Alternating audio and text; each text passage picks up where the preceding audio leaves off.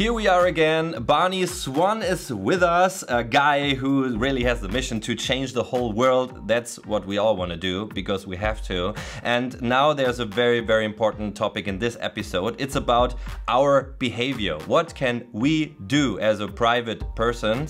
And a very big thing is maybe a problem with plastic. You also write on your mission on the website, we have to modify our lifestyle and we have to do a diet to reduce waste. So what are your solutions to change? What can everybody do easily to change their own behavior?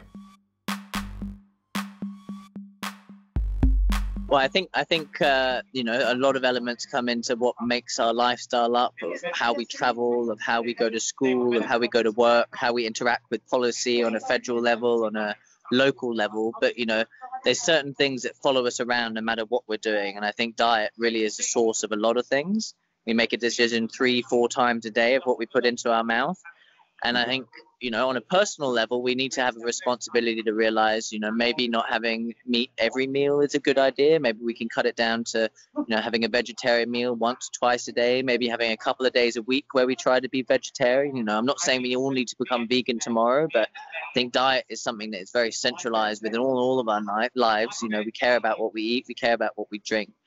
And so I think, you know, promoting, for example, on an employee network, if you have 100,000 employees, 50,000 employees, 25, 10 employees, if you say, you know, if you get a vegetarian or a vegan lunch, I will pay for your lunch, and I will not pay for your lunch if it's got meat in it. And I'm sure, you know, and a lot of employees, even if you're not vegan or vegetarian, will be like, great, I wouldn't mind a free lunch, so let's do that.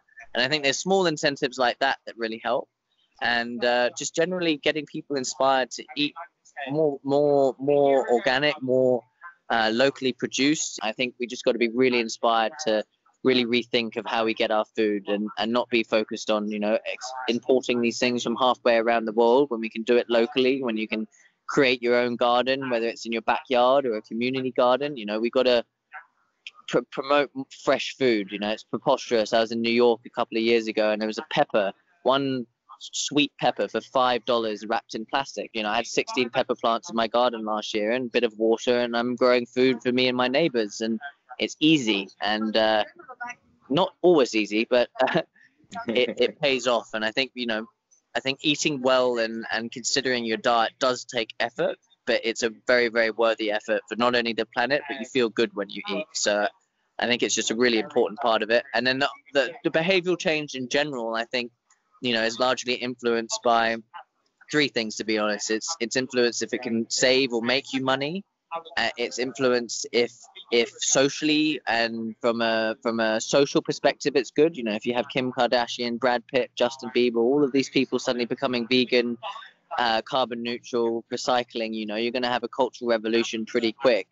And if those 2 things you know, hopefully incentives, but fundamentally people do things because it feels good and that you're of service for the planet, and you know, have that altruist spirit. So I think those 3 things, between the altruist spirit, the incentives economically, and the incentives from a social perspective, is how we can you know, create momentum and help people shift their behavior with tweaks and hacks and inspiration. I think those 3 things are key within behavioral change. And obviously that can be done personally, it can be done through media, through good news stories on news, or just through, you know, having people actually being a bit more authentic and a bit more raw and a bit more, you know, relevant on social media, and how all of us can get involved. And I think once we do that well, we're going to have a lot more momentum in this. Thank you so much, Barney Swan, for your inspiration and your good ideas to save the world. And there will be much more in the next episodes.